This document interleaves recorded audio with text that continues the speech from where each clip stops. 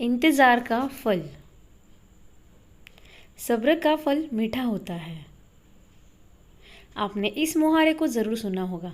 चलिए आज हम इस कहानी से जानते हैं कि इसका मतलब क्या होता है। इस कहानी में बताया गया है कि तारों को कैसे ईर्ष्या का भाव उत्पन्न होता है और श्री नारद मुनि उनको कैसे इस मुहावरे का अर्थ समझाते हैं। यह अत्यधिक सुंदर और प्रेरणादायक कहानी है। जब सूरज अस्त हो रहा होता है तब हल्की हल्की संध्या से उत्पन्न होती है और चारों तरफ शांत वातावरण जैसा एक अंधेरा सा छा जाता है। सभी जीव जंतु पशु पक्षी अपने निवास स्थान को जाने लगते हैं और हल्की हल्की हवा चलने लगती है। हम जब आसमान की ओर देखते हैं तो सूर्य अस्त होता रहता है। तभी आसमान में तारे टिमटिमाने लगते हैं। कुछ तारे अत्यधिक चमकीले होते हैं परंतु कुछ कम चमकीले होते हैं।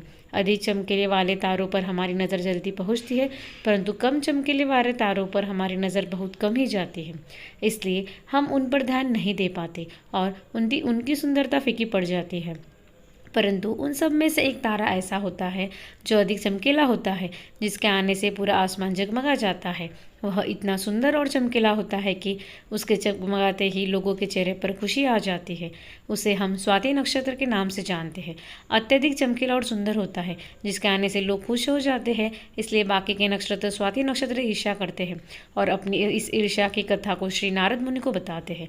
नारद मुनि उन सभी तारों को समझाते हुए कहते हैं कि देखो, जो भी सब्र करता है उनकी कीर्ति संसार में होती है और मुझे प्रतीत होता है कि आप लोगों में धैर्य नहीं है। इसलिए आप लोग संध्या काल में होते ही तुरंत जगमाने लगते हैं। लेकिन स्वाति नक्षत्र अत्यधिक समय के बाद आसमान में निकट आता है, तभी उसकी प्रतिस्पर्धा इतनी अधिक होती है, तभी सभी लोग के चेहरे पर मुस्कान आती।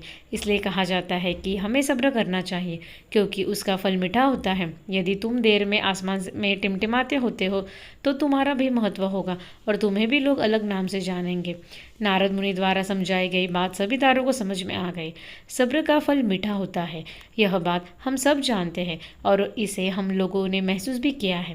मैं हमेशा अपने कार्य को पूरा करने के बाद उसके परिणाम के इंतजार में उतावला हो जाता हूँ। फिर अपने आने वाले कार्य को पूरा करने के लिए उतावला हो जाता हूँ, जिससे मेरा आने वाला कार्य बिगड़ जाता है। परंतु मुझे ऐसा नहीं करना चाहिए। मुझे सब्र करना चाहिए उस परिणाम का या उस आने वाले कार्य का जिससे मैं उस कार्य को अच्छे से समाप्त करूं और उसका परिणाम भी अच्छा हो। हम जानते हैं जल्दी में लगाया हुआ निशाना हमेशा गोल से बाहर जाता है। हमें धैर्यपूर्वक उस निशाने को भेजना चाहिए, तभी हमें जीवन में सफलता मिलेगी। हमें किसी भी कार्य को धैर्यपूर्वक करना चाहिए, तभी सफलता के दरवाजे खुलते हैं। धैर्य ही ऐसा शस्त्र है जो विकट परिस्थितियों में मनुष्य के मस्तिष्क का संतुलन बनाए रख सकता है और उसको आगे आने वाली चुनौतियों को से निपटने के लिए नए मार्ग को बतला सकता है। बड़े बड़े महात्मा और महापुरुषों के द्वारा भी बताया गया है कि हमें भी किसी कार्य में सफलता पानी है तो उसे चिंता मुक्त होकर करना चाहिए और सब्र करना चाहिए। परिणाम की सफलता अवश्य मिलेगी।